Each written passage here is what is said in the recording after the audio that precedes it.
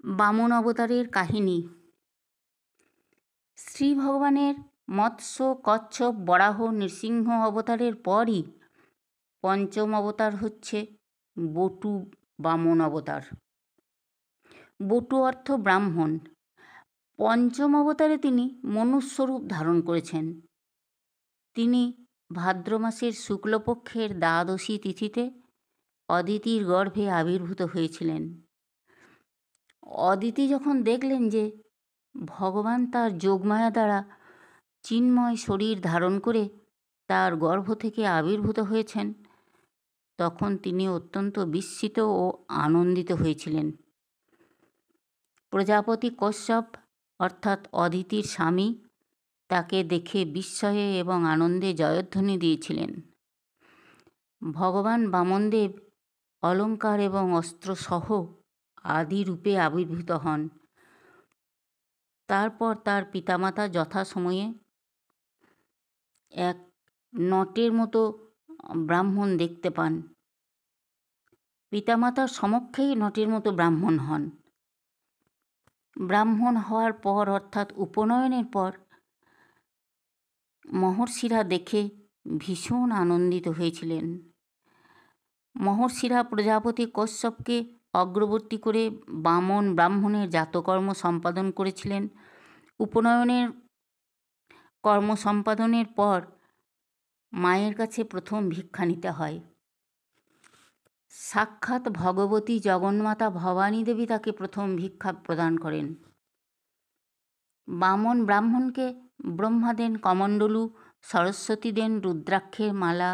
উপনয়নের পর যক্ষরাজ কুবের দেন তাকে ভিক্ষাপাত্র। মাতা অদিতি দেন কৌপিন বসন এবং স্বর্গ তাকে ছাতা দান করেছিলেন। বৃহস্পতি দেন যজ্ঞসূত্র, পৃথিবী দেন কৃষ্ণাজিন, চন্দ্রদেব তাকে ব্রহ্মদণ্ড অর্থাৎ ব্রহ্মচারীর হাতে যে দণ্ড থাকে সেটা চন্দ্রদেব দান করেছিলেন। স্বয়ং সূর্যদেব দেন গায়ত্রী মন্ত্র, কশ্যপ মুনি দেন মেখলা।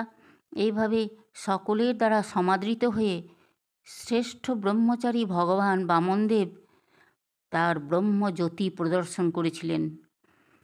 এইভাবে সবার কাছ থেকে দান গ্রহণ করার পর সেই ভগবান ব্রাহ্মণ বলি মহারাজের অশ্বমেধ যজ্ঞানুষ্ঠানে গেলেন। তখন বলি মহারাজ কী দান করবেন ব্রাহ্মণকে জিজ্ঞাসা করলেন। ব্রাহ্মণ তখন কমণ্ডলুর জল বলি মহারাজের হাতে দিয়ে অঙ্গীকার করতে বললেন। দান তিনি যা চাইবেন তাই যেন দেওয়া হয়। বলি মহারাজ অঙ্গীকার করলেন কমণ্ডলুর জল হাতে নিয়ে। বলিরাজ নিতে বললেন। তখন ব্রাহ্মণ বললেন, আমাকে 3 পাদ জমি দাও। 3 পাদ জমি বলি দিলেন। নিতে বললেন। ব্রাহ্মণ তখন 1 পা স্বর্গে দিলেন, 1 পা মর্তে। তারপর বললেন, আর একটা পা কোথায় রাখবো? বলি মহারাজ বললেন, আমার মাথার উপর রাখুন। এইভাবে তিনি তার নাভিপদ্ম থেকে 1 পা বার করে তার পদাঘাতে বলির স্থান করে দিলেন, পাতাল ভেদ করে সুতলে। বামন অবতারের উদ্দেশ্যই ছিল অসুরদের রাজা বলি মহারাজকে পরাজিত করা। বলি রাজা শাসন করেছিলেন এইভাবে যে দেবতারা স্বর্গ পৃথিবী কোনো কিছুরই মালিক নয়।